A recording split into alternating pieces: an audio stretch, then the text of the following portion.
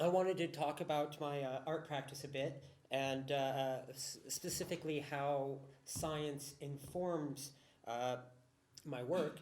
Um, I spent many years trying to combine my two lifelong passions, that of art and science. I've always been fascinated with science.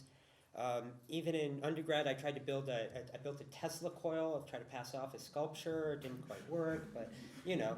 Um,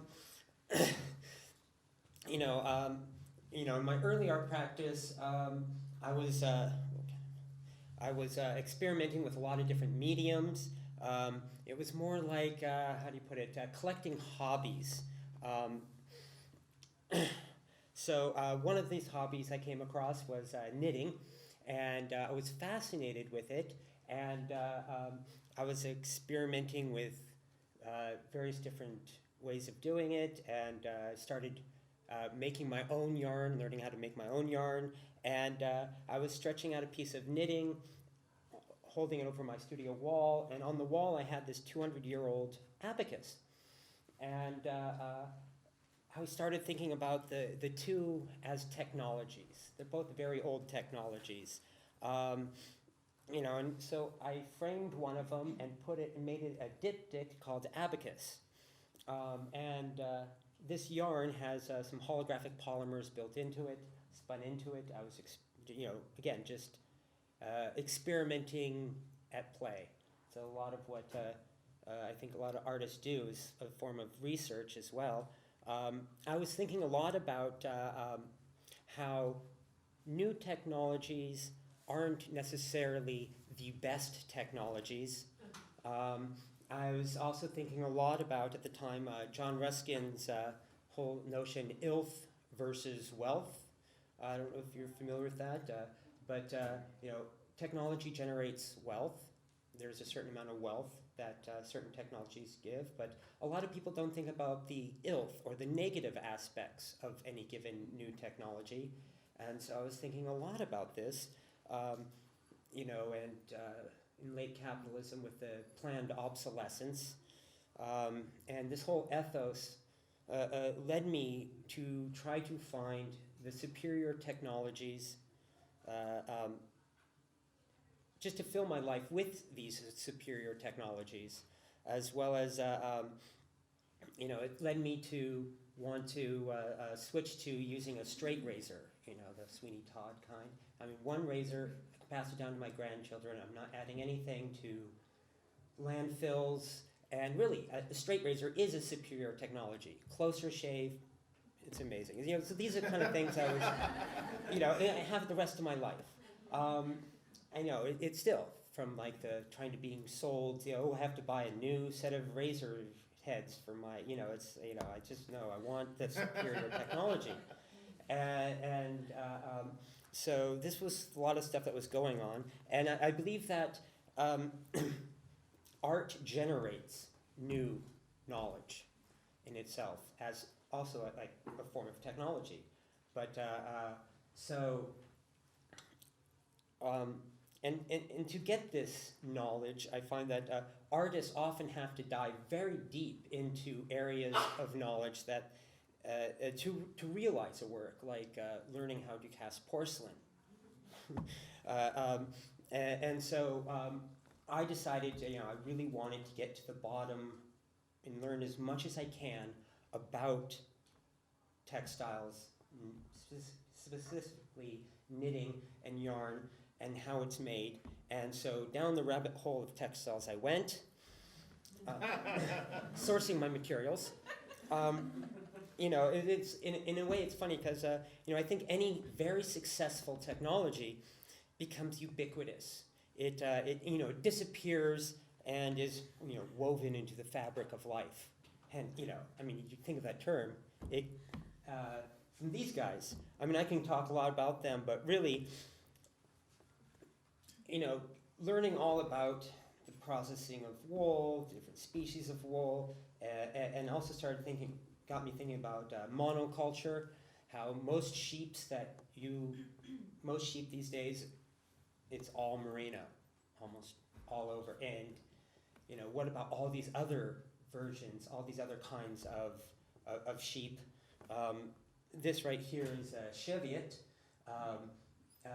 Amazing coat, but they're very hard to, they're not so good at lambing, at making more lamb. So they use, people don't want something, they want something that, make lots of easy lamb. So this is kind of becoming more and more rare. A lot of the sheep I work with are conservation breeds, but I'll get back to that later. Let's see. I started thinking about how to remove my own subjectivity from the makings of these, so that they're not just abstracts or whatnot. So I thought of using algorithms. I came from right after art school. I jumped in on I've always been good with computers, and so right after art school, I got a job programming at the dot-com era, dot-com boom, and so that's kind of where I learned to program, and or what I call web programming, which is a subset. But anyways, so I was trying to think of ways of actually producing these computer algorithms to help inform my work, to kind of remove me from, subjectively. So I came across, I wanted to use, computers are pseudo-random, and they don't actually truly make random numbers. So I wanted to I was searching for something that would be truly random, which led me to these natural systems, these random number generators that are often used in lotteries or whatnot. I found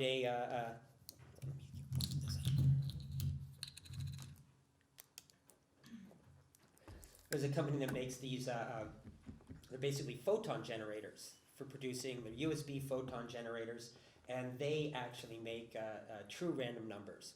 So great, now I just have to supply a bunch of variables, throw in the random number generator to randomly pick from my variables, and this is one of the early works of what I dubbed my quantum paintings, because I was using these photon generators.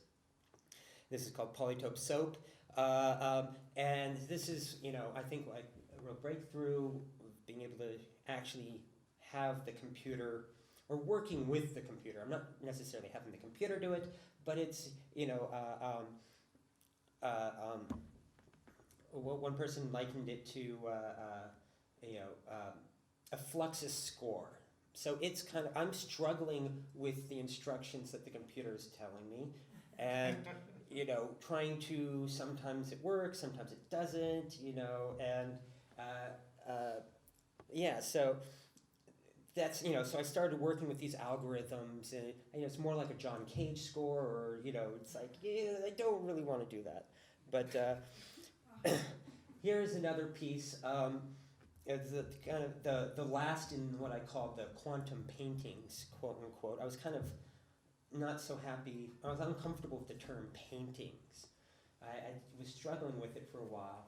I think probably many of you saw this at the the biennial at the Hammer Museum. For those who don't, this piece is 15 feet by 9 feet. And so if you're standing in front of it, your head would go to where that bottom white line is, just to give you an idea of perspective. And this was the kind of at the end of all these different, using this USB quantum photon generator.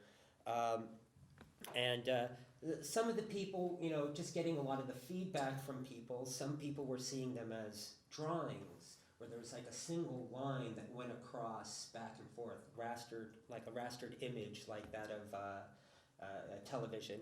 And some people thought of them as sculptures, because unlike paintings, once a large portion of the composition of these works are when they're stretched. When I actually stretch them on the stretchers, they're stapled on, and they're now unmovable. You can't remove them from the stretchers. They're now sculptural. And plus they're also, in a way, time-based, because they will slowly move. Each of the knits will slowly kind of move along with all the others. I mean, it's not geologic time, but I think towards human, not human time at all. And so, and some people thought of them as abstract paintings. And so I was starting to think about these, and these were like quantum paintings, and I love reading about quantum mechanics, one of my passions. I teach at the Mountain School of Art. I teach their science division, and I always give a lecture on the intro to quantum mechanics. And so I started thinking of them as these paintings as in superposition, meaning in quantum mechanics, there's various different states probable states that any given thing could be in, and until you actually observe it, it's in all those states at the same time. So if a little photon goes down a tube, and then there's a 50% chance it goes in the left box or the right box, which box is it in? According to quantum mechanics, it's in both boxes, neither boxes, left box, right box. Every possibility is there until you actually bring consciousness into the equation, and then it collapses and becomes either the left box or the right box. And so with these, once a viewer actually looks at it and sees it, it becomes for them, according to their perception, a painting, a drawing, or a sculpture. So I just called them knitted works after that instead of paintings. Is this a knitting? I'm sorry. It's Knitted. Yes, knitted. You do it. Yes. This work was, all the yarn for these works are hand spun, hand dyed, and hand knitted. So you do it 2 needles? Yes, 2 needles. Just 2 needles in many hours. Briefly, before going on to the other works, I wanted to talk about this series. This is a piece from, just for time's sake, I wasn't going to show all of them, but I did a series of works I call the Woman Scientist series. This one is Pugel. It's based after, or an homage to Dr. Betsy Pugel, who works at NASA. She's the planetary protection officer. She's basically Men in Black, protecting our planet from alien life forms. Well, really, she makes sure that there's no cross-contamination of germs or microbes from Mars or us or any of the other things. So, so I was working with her. She uses a lot of spectrometry in her work, and so I'm actually partially colorblind, so I really only see primary colors. And in science, there's no real thing called red. You say, oh, that's 624 nanometers. Scientists agree that is red. There's no subjective, oh, my eye see red, oh, that's a little different or whatever. So I was working with her and her spectrometer to actually make dyes down to the nanometer. So a lot of the works, I've been using these dyes that have been specially formulated to be of these certain wavelengths that I actually can't see. And again, everyone will see them a little differently, but I know the color because it's of the nanometer. It's not some kind of Krulian whatever, I don't see. It's like I know what anyways. So other ones in the series, works in this series, I have one called Alexander, Burnell, Dali, Du Châtelet, Earl, Franklin, Hopper, Jameson, Lamar, Lovelace, Meitner, Noether, Payne, Wu, all of some of them amazing, amazing female scientists. Anyways, next up, I did a series called Black Square. I think a lot of artists at some point in their practice think about the black square, going back to, so many artists have gone through, and studied this and made work about the black square.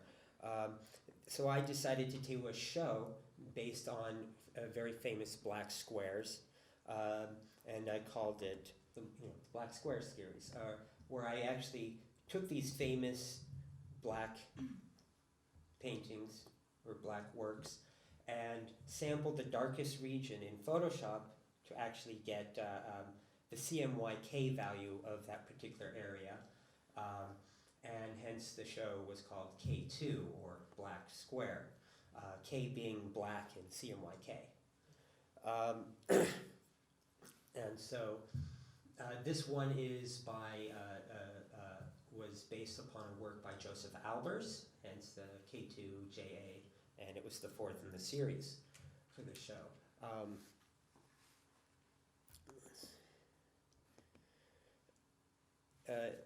And this is what I call the variables for that show. Every algorithm that I use, I usually have a set of variables that I like to feed into it, and it tells me what I'm going to be doing next. And so here you have the various different elements that each of the pieces in the show were constructed from. Squiggly line, a cut, a suture, so on and so on. And working with the algorithm, I press the space bar basically, and it says, okay, you're going to be doing number 6. And I work that in there, and there's many elements going on that carry on and build up to create works like that.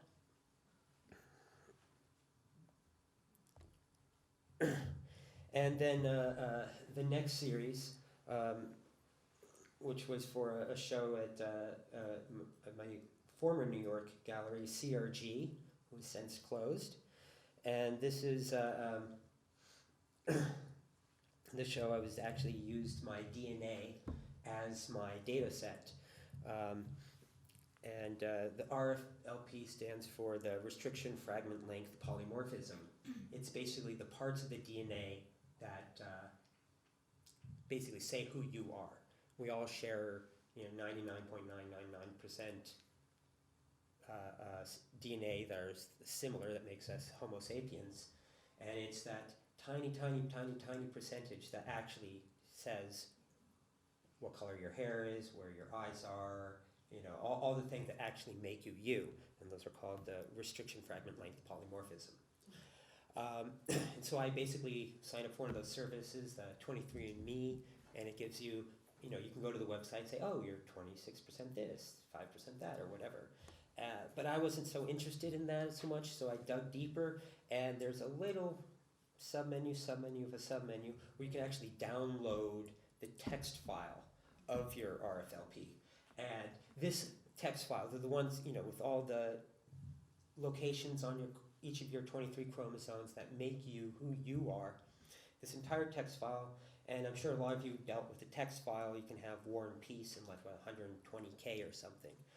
Well, this text file, just the elements that make me me, was 15 megabytes.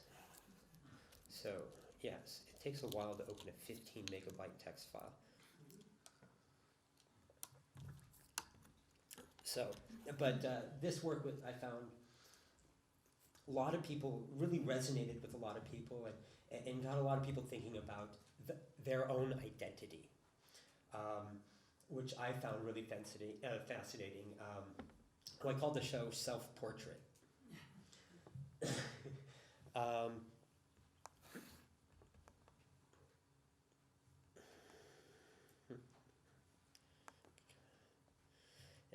Next up, I wanted to talk a little bit about the knowledges. Christina gave a talk yesterday about the knowledges and showed a few pictures of this work. Basically, I got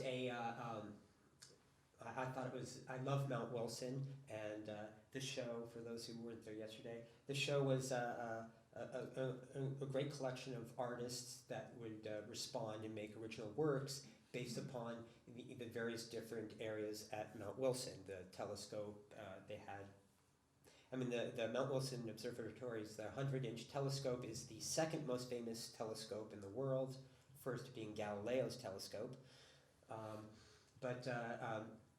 I really loved this room.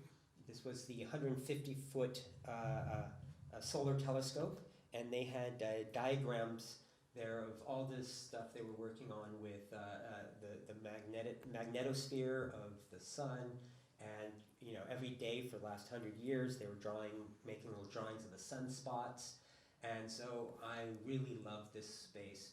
And so I decided to, I really wanted to, do something for this room, but at the same time I wanted to use their data set, but at the same time I was thinking a lot about algorithms and how algorithms predates computers, and I started thinking about what are computers, and was it the movie Hidden Figures, up until digital computers, a person was considered a computer, someone who did computations. They were a computer. Usually they were, women or people of color or what have you, and they were kind of pushed aside and not really. And so I wanted to do something where it's like the human was the computer following and like an analog algorithm based upon data from the 150-foot telescope. So this is the actual algorithm. And this is data from the 150-foot solar telescope dating back from 1975 to 2012.